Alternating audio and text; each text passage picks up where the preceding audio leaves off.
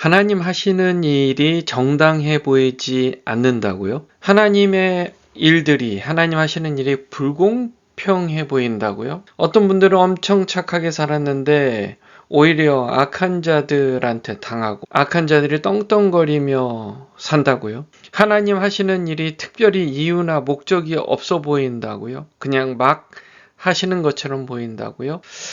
결론부터 얘기하면 그렇지 않습니다. 왜 우리 눈에 그렇게 보이는지, 왜 우리 눈에는 때로 하나님이 공평하지 않게 보이는지 우리가 그것을 좀 고민해 볼 필요가 있습니다.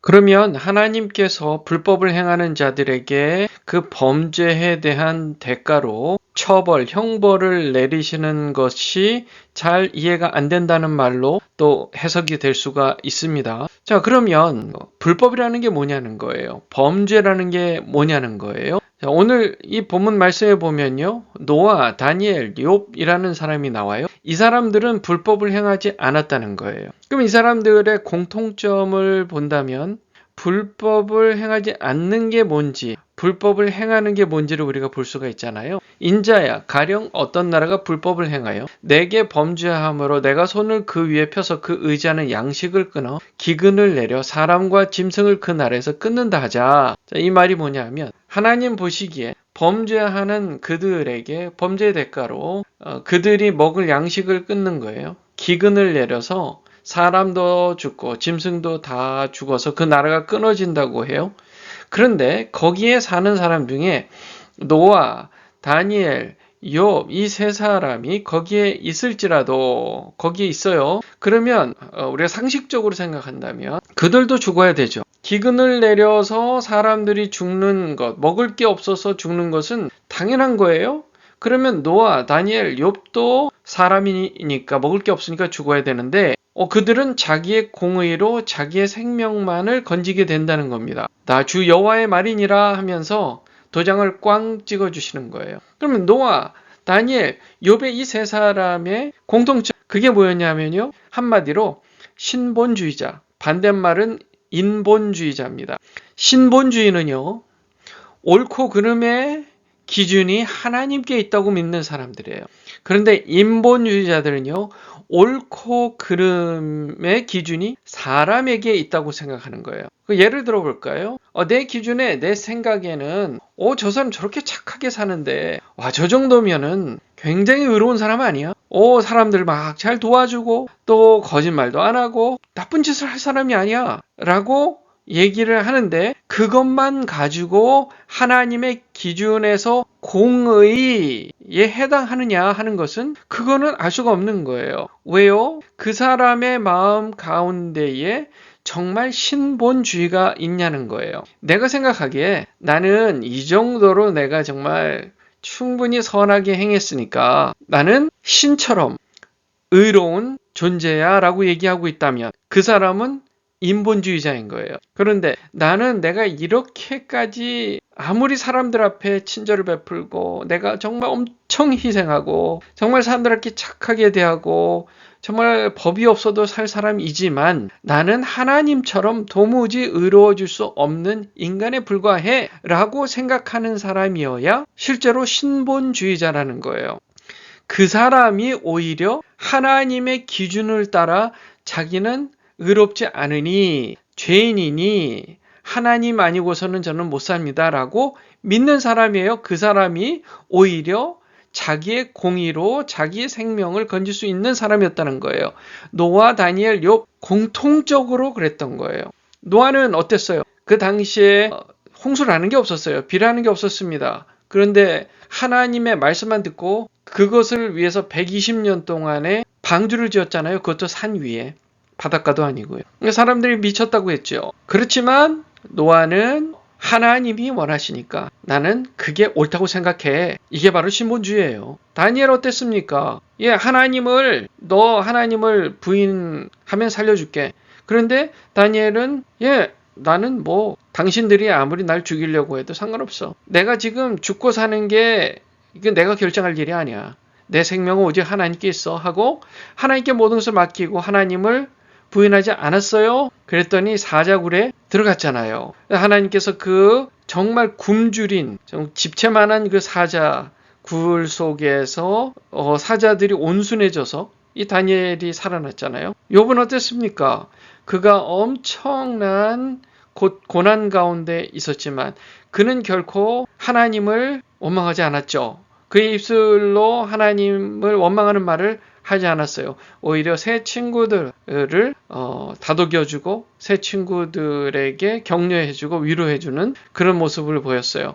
끝까지 하나님의 주권을 믿었던 사람입니다. 그러니까 이 세 사람의 공통점이 뭐예요? 하나님의 주인 되심, 하나님의 기준 되심을 철저하게 믿고 그것을 행동으로 옮겼던 사람들이에요. 자, 만약 하나님께서 이렇게 말씀하세요. 내가 사나운 짐승을 그 땅에 다니게 해서 사람들 짐승이든 사람이든 밖에 나오지도 못하게 만든다면 얼마나 끔찍하고 무서워요. 그리고 말하자면 동물원에 갇혔던 이 사자가요, 호랑이가요, 갑자기 탈출을 해가지고 도시에 막 다닌다고 생각해 보세요. 한두 마리가 아니라 수백 마리, 수천 마리가 다닌다고 생각해 보세요. 그러면 그 도시 전체가 다 황폐하게 되는 거잖아요. 그렇게 된다고 하자. 비록 이 세 사람이 이 세 사람 누구예요? 노아, 또 다니엘, 욥이잖아요. 이 세 사람이 있다고 하면 그들도 자녀는 건지지 못하고 자기만 건지겠고 그 땅은 황폐하리라 주 여호와의 말씀이니라. 우리가 보통 상식적으로 생각하잖아요.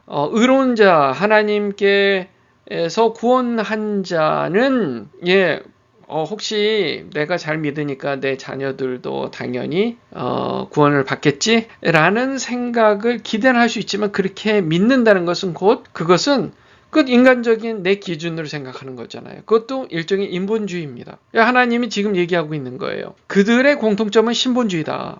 선악의 기준이 나한테 있다. 옳고 그름의 기준은 나한테 있다. 사람은 사람이다. 아무리 착해도 사람은 사람이고 나 여호와처럼 의로워질 수 있는 사람은 이 세상에 아무도 없다. 그렇게 얘기를 하시는데요. 그거를 그렇게 믿고 따르는 사람, 그렇게 온전히 믿고 따랐던 사람은 이 세 사람이었고 그 세 사람이 이런 상황에서 그들의 목숨은 건지겠지만 그들의 자녀들이 똑같이 그렇다고 해서 구원을 보장받을 수는 없다는 얘기를 지금 하고 계시는 거예요.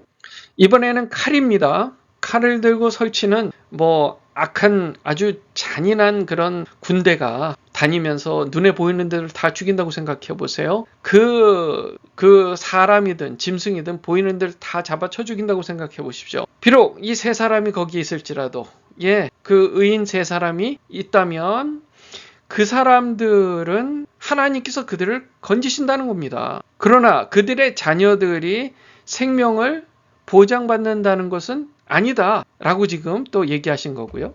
그러니까 우리가 마음속에 굳건히 믿어야 될 게 뭐냐면요, 선과 악의 기준은 하나님께 있다는 거예요. 이게 옳으냐, 이게 그러냐, 이게 선하냐, 이게 악하냐 하는 것은요 오로지 하나님께 있고, 우리가 그것을 조금 더 잘 이해하려면 성경 말씀대로 믿고 성경 말씀을 더 많이 읽고 더 배워야 돼요. 그런데 그런 것도 잘 모르면서 마치 모든 선악의 기준이 자기한테 있는 것처럼 내가 불행하게 느끼면 그게 잘못된 거고 내가 행복하게 느껴야 그게 옳은 것이라고 그렇게 믿는 사람들이 많다는 말이에요. 그러니까 유대인들 학살이 일어났어요. 2차 세계대전 때요. 그것은 정말 악한 일이 맞아요. 그런데 그 일을 허용하신 하나님도 악하다고 생각하는 사람들이 있다는 거예요. 그것이 잘못된 거죠. 그걸 하나님이 잘못됐다고 사람이 사람이 그거를 판결을 해요? 판단을 해요? 그것은 교만한 거죠.